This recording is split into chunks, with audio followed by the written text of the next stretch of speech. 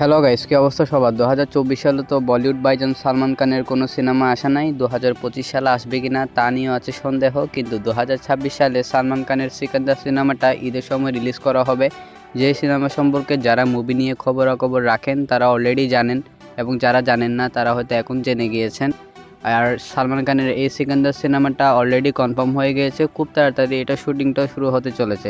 কিন্তু সিকান্দার সিনেমার পর আরেকটা সিনেমা নিয়ে গুঞ্জন উঠেছিল, যে সিনেমাটা ডিরেক্ট করবেন বর্তমান সময়ের অন্যতম দক্ষ এবং মেধাবী একজন ডিরেক্টর এডলি কুমার, যিনি তার লাইফে এ পর্যন্ত 5টা সিনেমা বানিয়েছেন, যার বেশিরভাগই ছিল থালাপতি বিজয়ের সাথে, এবং এই 5টা সিনেমা কিন্তু ব্লকবাস্টার। আর যে সিনেমাটা সবচেয়ে বেশি হাইলাইট হয়েছে সেটা হচ্ছে বলিউডের কিং খান শাহরুখ খানের সাথে যে জাওয়ান সিনেমাটা করেছিল সেই সিনেমাটা। এবং এডলি কুমার এই সিনেমাতে এত বেশি এফোর্ট দিয়েছিলেন যে অ্যাকশন মাসালা টাইপের এই সিনেমাটার মধ্যে সব রকমের মজায় অডিয়েন্স লুপে নিতে পেরেছিল, যার কারণে এই সিনেমাটা বক্স অফিসে 1000 কোটি টাকার বেশি ইনকাম করে। এবং এডলি কুমার বর্তমানে এমন এক পজিশনে গিয়েছেন যে ওনার সাথে যে কাজ করতে এখন যে কোনো অ্যাক্টর প্রস্তুত আছেন। বলিউড ভাইজান সালমান খানও তার সাথে আরেকটা সিনেমা করতে চলেছেন, এবং এই সিনেমাটার প্রথমে যে কাস্টিং সেটা নিয়ে গুঞ্জন উঠেছিল যে এখানে আল্লু অর্জুন সেকেন্ড লিড রোলের দায়িত্বে থাকবেন, কিন্তু আল্লু অর্জুন তার পক্ষ থেকে জানিয়েছে যে তিনি কোন রকমের ডুও মুভি করবেন না, তিনি সোলো ব্লকবাস্টার মুভি দেওয়ার চেষ্টা করবেন। যার কারণে আল্লু অর্জুনের নামটা উঠলেও সেটা পরবর্তীতে চেঞ্জ হয়ে যায়, এবং পরবর্তীতে আবার শোনা যায় যে এই সিনেমার সেকেন্ড লিড ক্যারেক্টারটা প্লে করবেন রজনীকান্ত।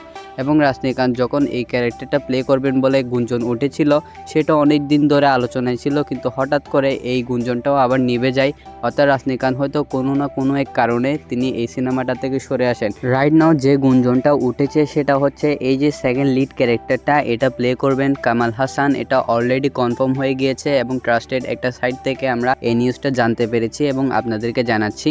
আর কামাল হাসানের পক্ষ থেকেও এই সিনেমার জন্য গ্রিন সিগন্যাল এসেছে, অর্থাৎ ফাইনাল কাস্টিং হচ্ছে। এখানে সালমান খান থাকছেন, সেকেন্ড লিড ক্যারেক্টারে থাকছেন কামাল হাসান। এই সিনেমাটা ডিরেক্ট করবেন হচ্ছে এডলি কুমার, আর এই সিনেমার বিজিএম এর দায়িত্বে আছেন বর্তমান সময়ের অন্যতম জনপ্রিয় এবং দক্ষ একজন মিউজিক আর্টিস্ট, যার নাম হচ্ছে অনিরুদ্ধ। অনিরুদ্ধ কিন্তু অলরেডি নিজেকে প্রমাণ করেছেন, একাধিক ব্লকবাস্টার মুভিতে তার বিজিএম ইউজ করেছে, এবং তার বিজিএম গুলো কিন্তু তোলপাড় ফেলে দিয়েছে সিনেমা পাড়াতে। যার মধ্যে বিক্রম সিনেমাতে যে রোলেক্সের এন্ট্রি ছিল সেই বিজিএমটা, এবং জাওয়ানের বিজিএম গুলো, দেবারা মুভির বিজিএম গুলো। সালমান খান আর এডলি কুমারের এই এডলি 6 মুভিটা বক্স অফিসের সব রেকর্ড ভেঙে দিবেন, গড়বে আবারও রেকর্ড, সেটা এখন থেকে আন্দাজ করা যাচ্ছে। আর অক্টোবর মাসের শুরুতেই হতে চলেছে এই সিনেমার প্রি প্রোডাকশনের কাজ, আর এই সিনেমার নাম রাইট নাও এডলি 6। এই ছিল আজকের ভিডিও। যদি ভিডিওটা ভালো লাগে অবশ্যই লাইক দিবেন, আর চ্যানেলে যদি নতুন হয়ে থাকেন তাহলে সাবস্ক্রাইব করে সাপোর্ট করবেন, সাথে ফেসবুক থেকে দেখে থাকলে অবশ্যই ফলো করে দিবেন। ততক্ষণ ভালো থাকবেন, সুস্থ থাকবেন, টেক কেয়ার, আল্লাহ হাফেজ।